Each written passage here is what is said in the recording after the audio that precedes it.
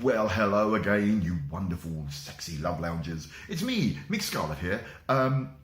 This time I'm talking about something that you hear a lot about when you are disabled and you give this kind of advice, or not, basically, is the whole concept and issue around disability and sex workers and hiring someone to do it with you.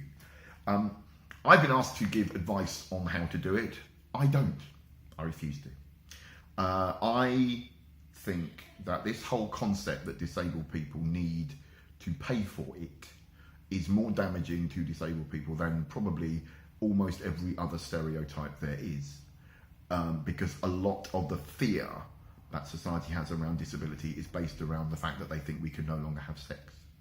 And paying for it is not what people want to do. Now, if you want to pay for it, right, that's great, fine. But if you think you have to pay for it, I'm not having it. Because you're buying into a concept that you are not sexually attractive. Now, you can say, well, I've tried and no one will go out with me. You've got to look at yourself. You've got to look at what you look like, what you're like, what your personality is like. You've got to really examine what is it that the kind of people you fancy want. I remember thinking no one would want to go out with me. You know, as a teenager, newly wheelchair-y type of person.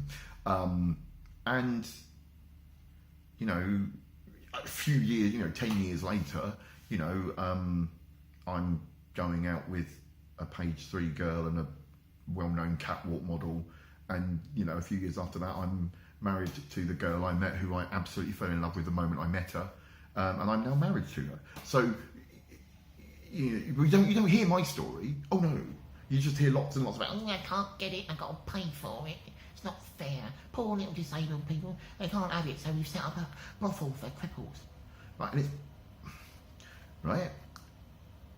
Don't believe the hype. Right? So, because one of the problems is, if you buy into this concept, then what you're doing is you're reinforcing the stereotype.